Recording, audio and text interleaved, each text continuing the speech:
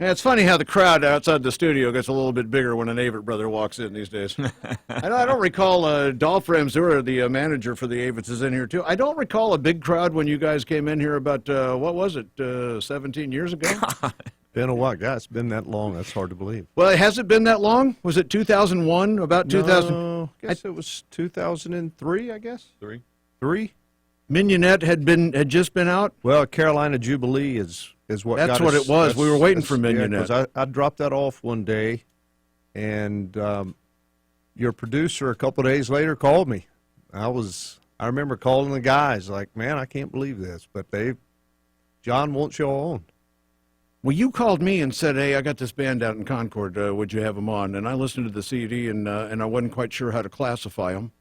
And I still don't know to this day really why I said yes. We were doing music and stuff, but I mean, you just got me. It's the best yes I ever said to my life, because now I can't even begin to tell you how much joy I've had watching this band take all these steps up to where they are right now. Scott Avett is in studio with us. We'll talk to Bob Crawford on the phone in just a second. How are you, Scott? I'm great. You're John. you're doing an art exhibit right now. You got a new album out. You're just slightly busy.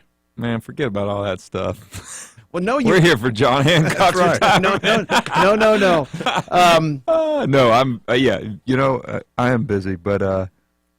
But you're always creating. Always. Yeah. Always. Yeah, I am.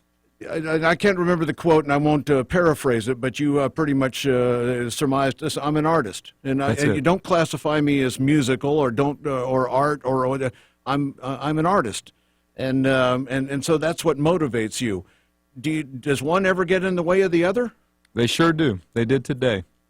Sure enough, I was listening to a record while I was sketching for a large piece that I'm working on, and I ended up at the piano. And I just had to submit.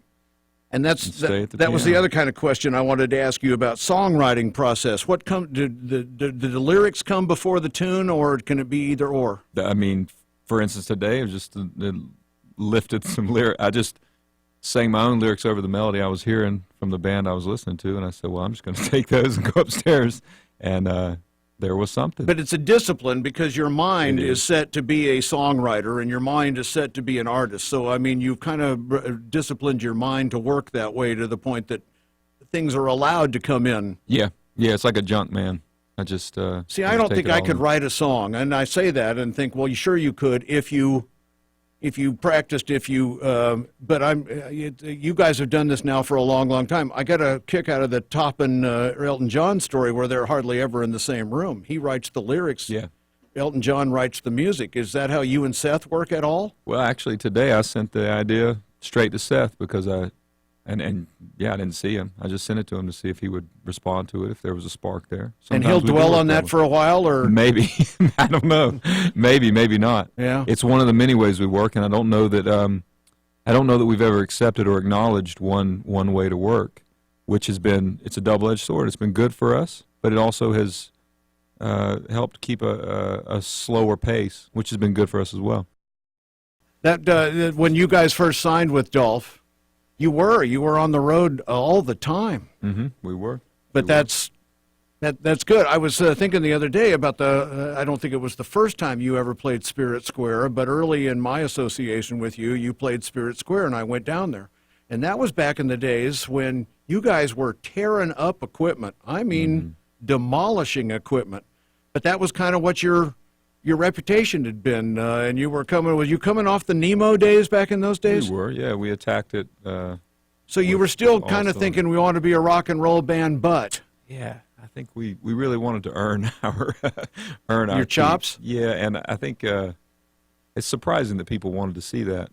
After but that's kind of what got your original reputation, because those people knew your songs and your lyrics. Then when they showed up for concerts, they were every bit as enthusiastic about your shows as the people are today. You just have more of them today. Yeah, which is proof that talent isn't always what people attract to or are attracted to. I think it was our authentic selves.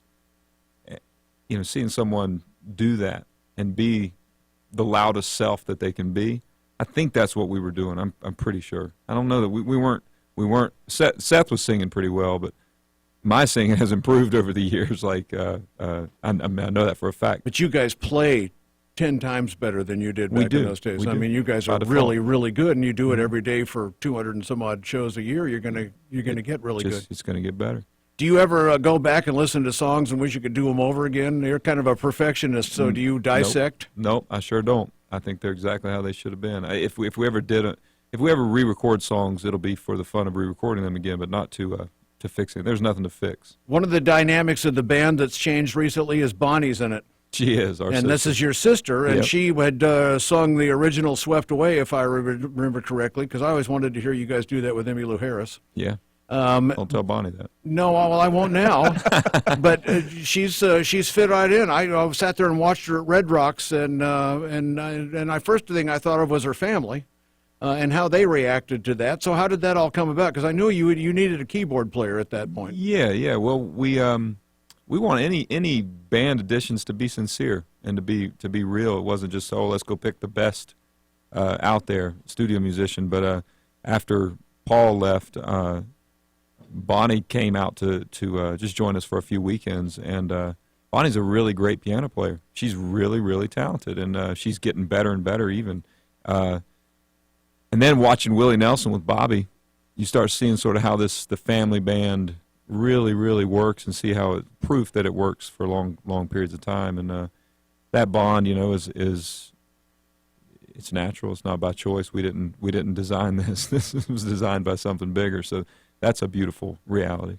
I had a picture down on my desk for a long, long time of you guys playing with Willie, and now you join this Outlaw Tour thing from time We've done to time. several mini shows. Yeah. So you've kind of gotten to know him and stuff. Is that talk to me about playing with Willie? I don't think he has. You don't really see him until you get on stage, do you? That's right. Now we have spoken to him off stage, but we rely on that time. And then when we were on those shows with Willie, at the end of the night, we get on stage with him and share those 3 songs with him, the gospel tunes, and he just grins. He's never not smile. When you look over there, it's like, I mean, it is the most loving gaze that you could get from a human being. And somehow or another, we got to know Mickey Raphael through the years. Yeah. In fact, it was his wife that was one of the executive principals with Greater Media that used to own us, and that's how we got to know Mickey. Okay. And now I can pick up the phone and call Mickey anytime I want. And but I thought it was a kick to see you guys playing with Mickey one night, because he took the harmonica and turned it into a symphonic instrument. He's unbelievable. There's nobody like him, one of a kind. And you're right. He's a friend to anyone that he knows. He's become a good friend for sure. Dolph, remind me how you met the Avett brothers and how and how early were you in your agency at that point? It was early on. David Childers told me about them, and then my mom had read an article in the local Concord paper about the brother. I think y'all had gone across country, just you and Seth kind of playing, and that's kind of how it all started. I reached out to Scott and went to go see him at a place called the Wine Vault at the UNCC area. Didn't you guys play a coffee shop right down the street from here once? I was telling Dane as we pulled in, every Thursday night we would play, usually for no one, and the owner would give us milkshakes and let us collect tips, and we just made it a practice night. And sometimes, 6 or 15 people would show up, and we'd play for them, same songs over, and sometimes we'd repeat songs 3 or 4 times just to perfect them. I think that building's gone now, It's but still it used there. to. No, oh, it is says Tattoo Parlor. It is still there. Oh, that's where we it knew was. The owners. It was in that room. Yep. Wow. Right beside the tattoo parlor was a coffee. It says coffee and tattoo. We were in the coffee part of it. And I guess we'll never see you at Manifest Records and Tapes again, will we? Well, maybe. might go over there and do a little shopping. I remember after. rushing out of here one night, 9 o'clock or something like that, and speeding down South Boulevard to catch you guys. And by the time I got there, you had just ended. But the first time I ever met your dad, you were playing Manifest, and he came up and introduced himself to me, and that started a great friendship that I've had. Totally. Yeah. You just said that. I remember pulling up to a restaurant with Rick Rubin in California, and there was a group playing on the porch of the restaurant, stand-up bass, banjo, guitar, and I said to Rick, this was probably 2013 or so, I said, man, I miss those days. And he said, why aren't you doing them? He said, what's stopping you from going to play on a porch? I was like, oh, yeah. What is? Yeah. What's going to stop me from playing at Manifest? Did you guys watch Ken Burns' country music Wait a special? second. I have seen not it. seen it yet. I just bought it, so I mean, but I Heard saw a enough of special. it on TV. I thought it was. I was a little disappointed that when they talked about the Carter family, they didn't talk about WBT, Homer that I am. Yeah. But yeah, I thought it was pretty interesting, and a lot of North Carolina artists that are a part of the big history. Randy Travis, because I remember you guys playing with him at one point, and I thought that was a pretty cool deal. Yeah. So I remember the day we talked. Me and you talked the day they played the Opry for the first. Well, y'all have only played it once, I think, Grand Ole Opry, and that was a big.